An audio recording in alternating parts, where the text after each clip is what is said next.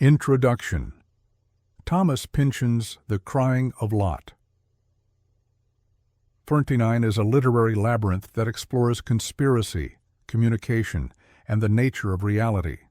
The novel follows Oedipa Maas, a California housewife thrust into an enigmatic world after being named executor of a vast estate.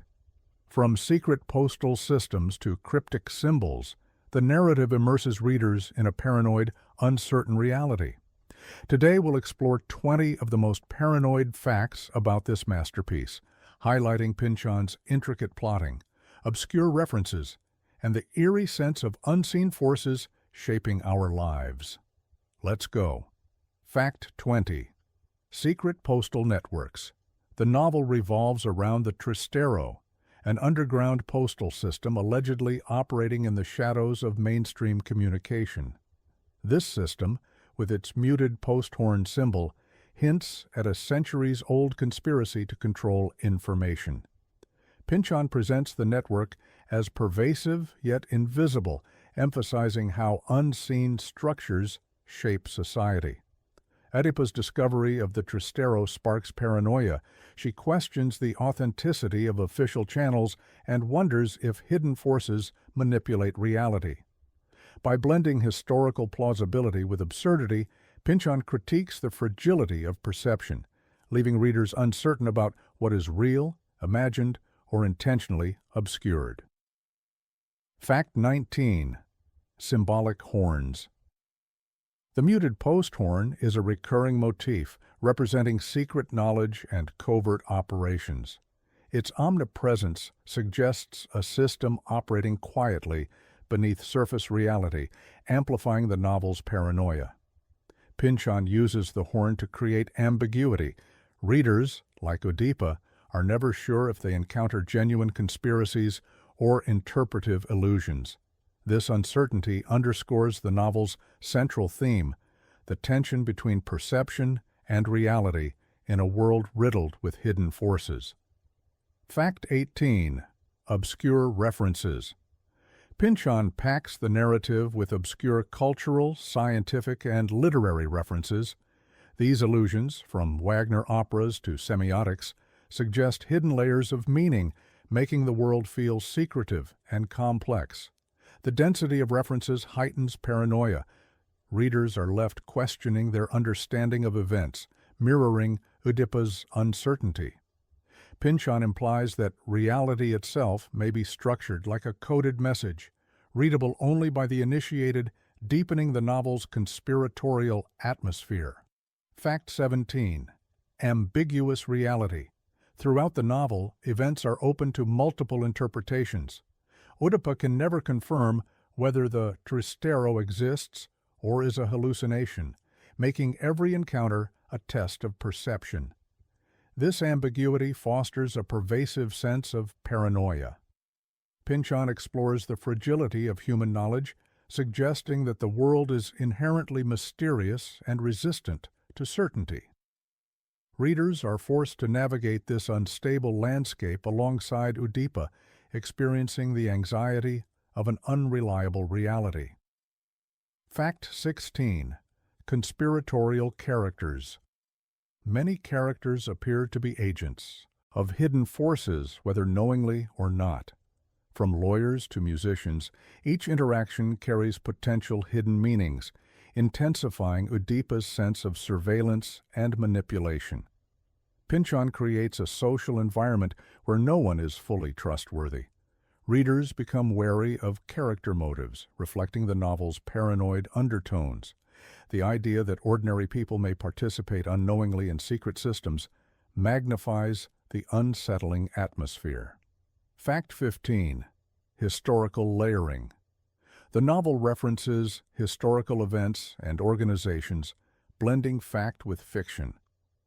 By suggesting the Trastero has existed for centuries, Pynchon positions paranoia as a long-standing, almost institutionalized phenomenon. This layering complicates interpretation. Readers are left unsure which historical cues are real, fabricated, or symbolic, reinforcing the novel's exploration of uncertainty and conspiratorial thinking. Paranoia becomes a lens for understanding both history and the present. Fact 14. Pervasive communication. Communication is both central and distorted in the novel. Letters, telegrams, and symbols are often misinterpreted, raising questions about the reliability of information. Pynchon highlights the fragility of meaning. The unreliability of messages, combined with secret systems like the Tristero, fosters anxiety and suspicion. Readers feel the tension of a world in which information is never neutral or fully trustworthy. Fact 13. Kafkaesque. Influences. Pynchon's narrative echoes Kafka in its depiction of absurd bureaucracies and labyrinthine systems. Oedipa faces institutional ambiguity and opaque forces, heightening paranoia. These influences create a sense of helplessness. Readers sense the protagonist's struggle against incomprehensible structures, illustrating how paranoia can emerge from navigating complex, opaque social systems. Fact 12. Layered narratives. The book contains multiple embedded narratives and digressions, making it difficult to discern primary events from tangential stories. This structure mirrors the confusion Oedipa experiences. By destabilizing linear storytelling, Pynchon reinforces uncertainty. Readers are compelled to question what is central and what is peripheral, deepening engagement with the novel's paranoid themes. Fact 11. Absurd encounters.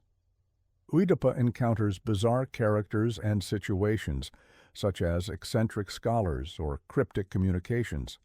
These interactions blur the line between meaningful evidence and coincidence.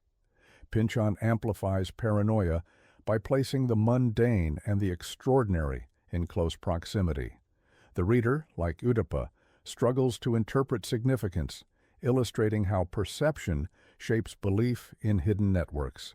Fact 10. Paranoid humor. Despite its tension, the novel often employs humor in absurd or ironic situations. This levity underscores the absurdity of conspiratorial thinking while making paranoia palpable and entertaining. Humor acts as both relief and critique. Pynchon demonstrates that paranoia can distort reality, but also that recognizing absurdity is part of navigating complex social landscapes. Readers experience anxiety and amusement simultaneously. Fact 9. Semiotic obsession. Semiotics, the study of signs and symbols, is central to the narrative. Oedipa interprets signs, clues, and coincidences, constructing a web of meaning that may or may not exist. This obsession reinforces the paranoid mindset. Pynchon suggests that humans naturally seek patterns, even in randomness, leading to both insight and delusion. Readers share Oedipa's compulsion to decode the world, feeling the strain of uncertainty. Fact 8. Cultural references. The book references contemporary 1960s culture, from music to technology. These details root the paranoia in a recognizable reality, making the novel's conspiracies feel plausible. By blending familiar elements with mysterious systems, Pynchon heightens reader immersion. Paranoia becomes both reflective of society and a lens through which reality is interrogated. Fact 7. Existential uncertainty. Oedipa's journey is as much philosophical as literal. Questions about meaning, truth, and existence permeate her experiences, creating existential paranoia. Pynchon engages readers in deeper contemplation. Paranoia is not merely fear of external forces, but also a manifestation of uncertainty about the nature of reality, existence, and perception. Fact 6. Symbolic spaces. Locations such as post offices, estates, and theaters carry symbolic weight. Each setting may conceal hidden truths or operate as a stage for conspiratorial action. Pynchon uses these spaces to intensify suspense and ambiguity. Readers interpret settings both literally and metaphorically, amplifying the pervasive sense of paranoia throughout the novel. Fact 5. Recurring motifs.